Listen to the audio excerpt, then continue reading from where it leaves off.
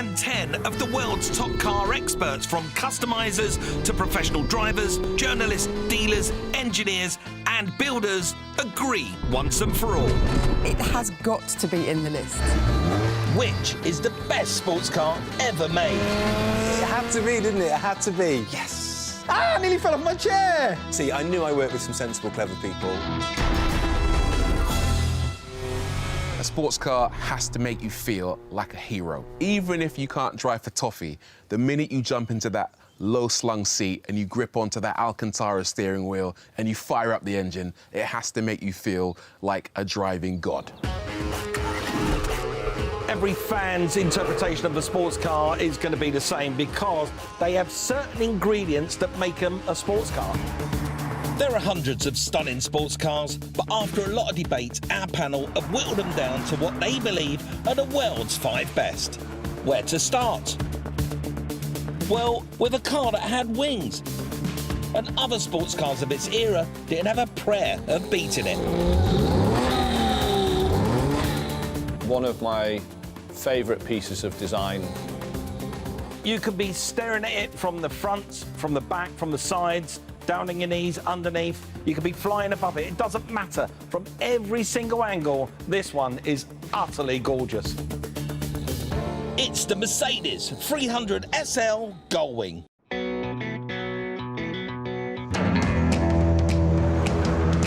It's not a practical car, and then that's not what sports cars are for. They're about inciting some emotion and passion for the vehicle itself, and I don't think many more do it better than that particular Goalwing. Amazing car.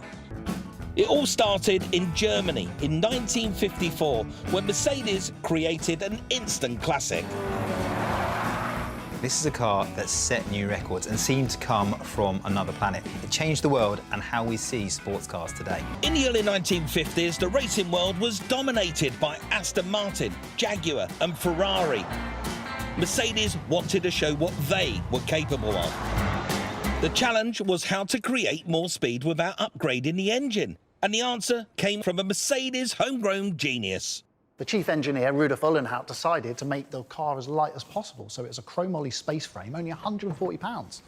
And that was why it was called the SL Super Light. That's my best German accent.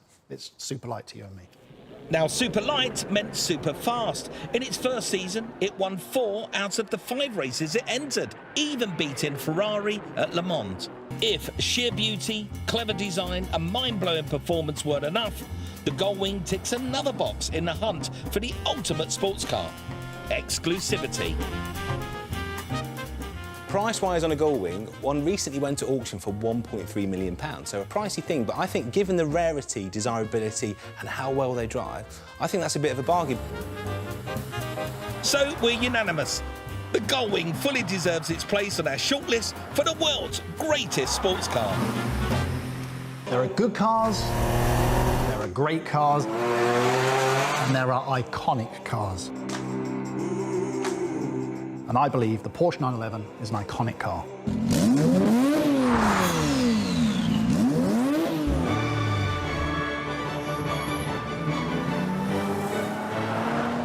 The Porsche 911 is probably my dream car, if I'm honest. Porsche 911, right now, yet again, those sneaky Germans, it is the complete package. It's got the handling, it's got the looks, it's got everything you're gonna want. I mean, it's it, isn't it? The 911 is so iconic that I could draw it in my sleep, and if I was blindfolded and I touched a car, I would know that it was a 911. My senses are alert to it, more alert perhaps than in most other cars. You can actually trace that lineage, that window shape, that profile, all the way back to the very first car, right up to the present day with the 992. And what's clever about it, they've never made a huge change with each model year. It's definitely an evolution rather than a revolution. Surprisingly, the origins of the iconic 911 owes a debt to another iconic car, Volkswagen, or in English, the people's car. The best-selling car of all time, the car that would become the Beetle. If you look at the Beetle and you look at the 911, you can see that they're from the same family of cars and from the same family of designers. The 911 is a beautiful car, but to be a true icon, it's not about how good you look, it's how fast you go and how many races you win. And in the case of the 911, it won everything. It's competed and won in over 30,000 motorsport events. That tells you a lot in itself. It's won the Paris-Dakar Rally, for goodness sake. You're never far away from a Rothmans Porsche. It's won the Monte Carlo Rally. It's won Le Mans. In fact, there aren't that many races it hasn't competed in and won. After much debate, there was one few could let slip through their fingers.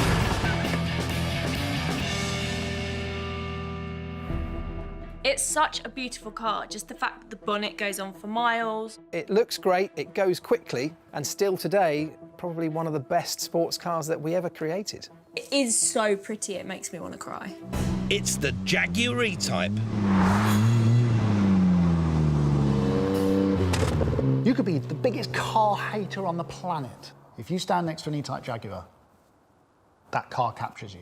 It's perfection. It is absolute perfection. And that's so hard to get. Sophisticated, sublime, beautiful lines and acres of bonnet.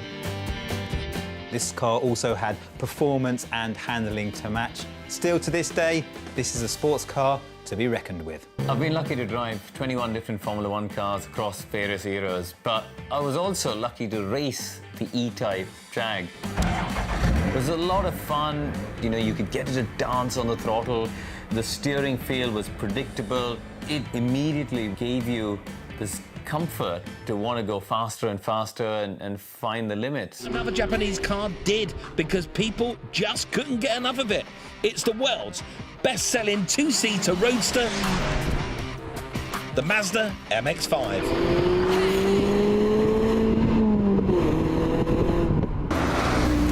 I think the key ingredient that makes the MX5 so wonderful is that it is fun. It is fun to look at, it is fun to be in, it is fun to be a passenger in. The Mazda MX-5 is the perfect sports car.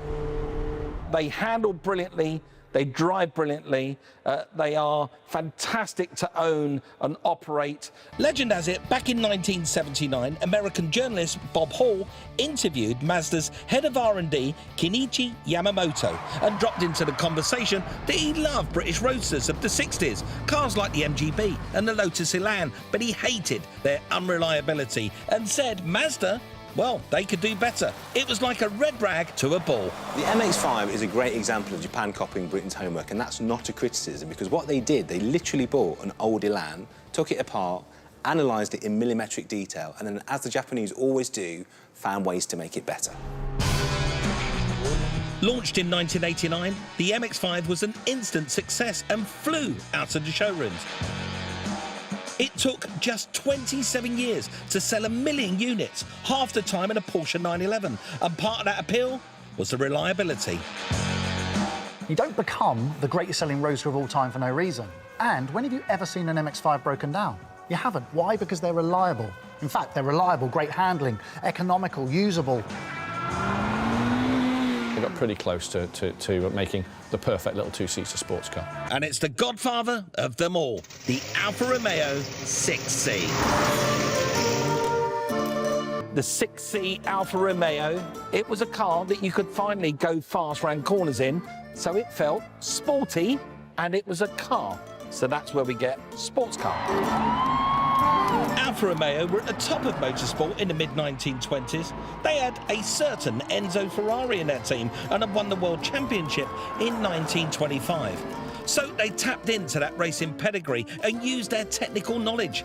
Then, in 1927, launched this gorgeous dual-purpose car as adept on public roads as it was on the track. The incredible 6Cs lasted 27 years, cost twice the price of a house, and evolved from a raw sports car into a sleek GT. Little surprise, it was seen as a symbol of Italian engineering supremacy by Benito Mussolini. Now, they're still twice the price of a house, as long as your house is a palace.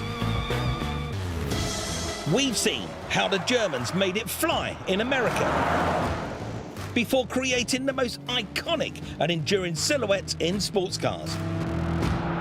But also how the Brits mass-produced a thing of beauty, before finally the Japanese came in with the best-selling roadster of all time. But which one of these 5 class-leading sports cars will we crown the greatest? Can we choose between them?